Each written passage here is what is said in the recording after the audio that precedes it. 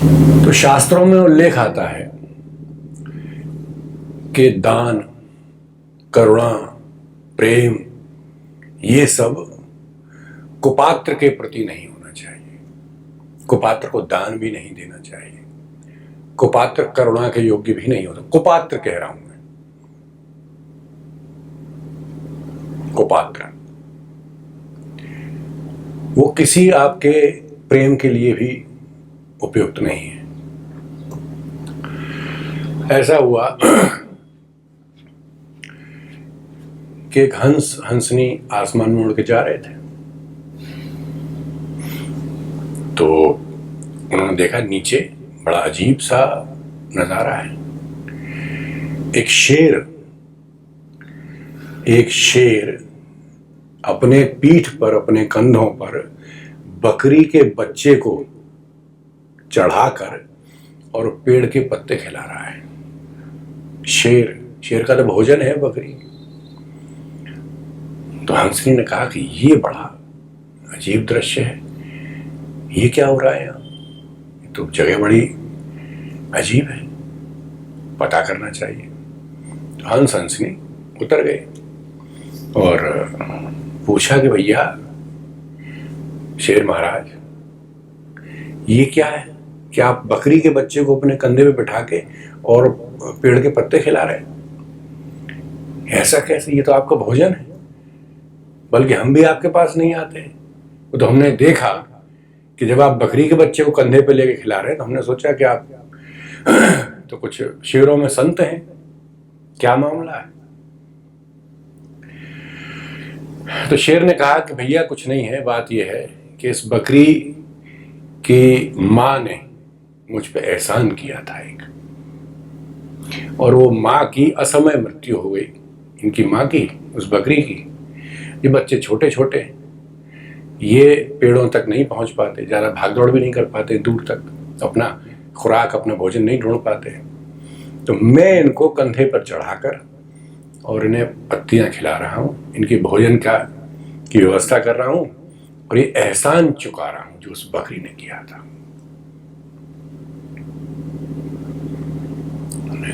एहसान इतनी बड़ी चीज है? बोले एहसान से बड़ी और क्या चीज है? उसने, हंसनी ने ये बात गांठ बांध ली, अपने पति से कहा, बोले ऐसा है कि अब याद रखना, एहसान से बड़ी कोई चीज नहीं है। और ठीक है, वो मतलब थोड़ी देर रुके वहां, रामा कृष्णा करके फिर उड़ चले। तो आगे चल के जब काफी दूर निकल गए, देखा कि नदी में एक चूहा डूब रहा है और निकल के बाहर आने की कोशिश कर रहा है।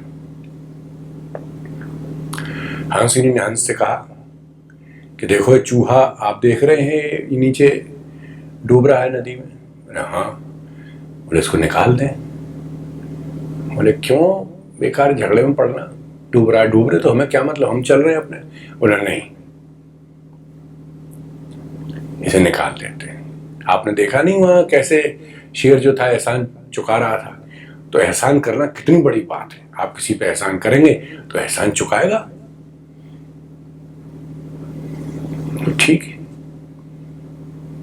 तो हंस ने लिया और उसे चूहे को निकाल के उसकी पूंछ पकड़ के किनारे पे ले आए। सर्दी का सा मौसम था, ठंड से कांप रहा था और बेहोश हो गया चूहा। हंसनी ने कहा कि ऐसे मर जाएगा ये, मैं ऐसे अपने पंख में छुपा के और सुला देती हूँ, जब थोड़ी गर्मी आ जाएगी ठीक हो जाएगा। वहीं पे रुक गए और चूहे को उन्होंने पंख में सुला लिया।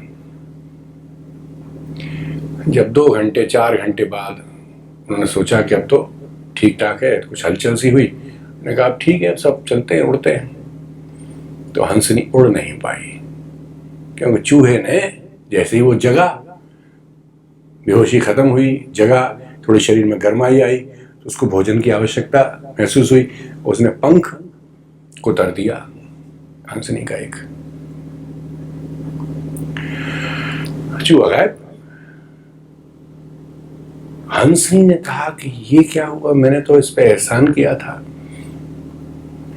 और एहसान का इतना बड़ा सबक मुझे, इतनी बड़ी शिक्षा वहां शेर से मिली थी कि एहसान करो तो एहसान चुकाते हैं।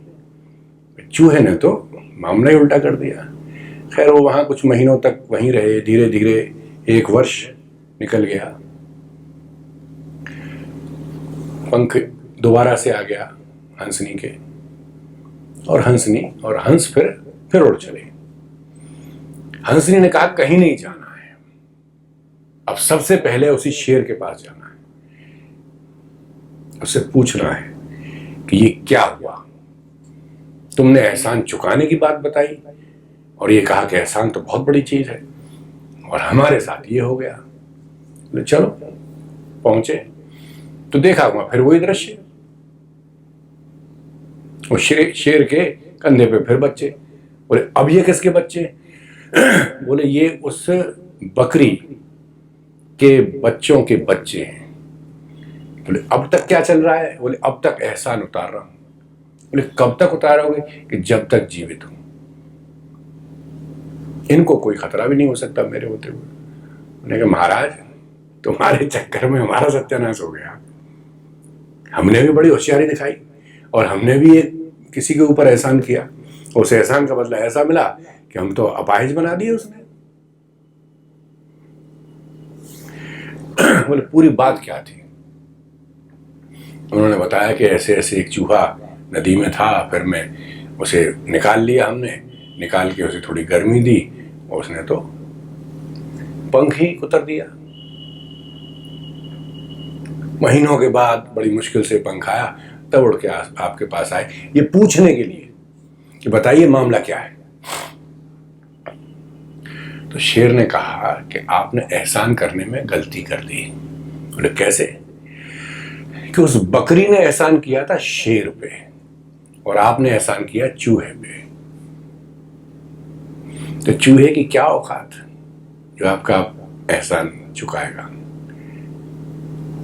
किसी ऐसे व्यक्ति पे एहसान करते जो उस एहसान को चुकाने लायक होता, या चुकाता न चुकाता कम से कम उसे महसूस तो करता।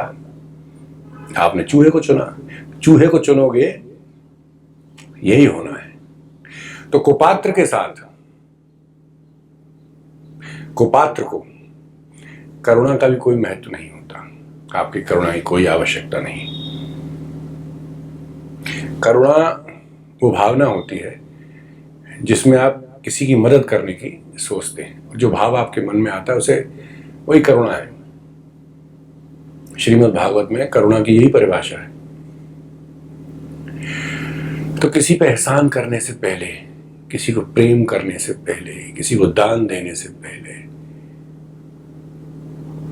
किसी के प्रति करुणा भाव रखने से पहले सोच लेना चाहिए कि वो इसका पात्र है भी या नहीं। क्योंकि अगर वो ऐसा नहीं है तो आपको निश्चित रूप से नुकसान उठाना पड़ सकता है।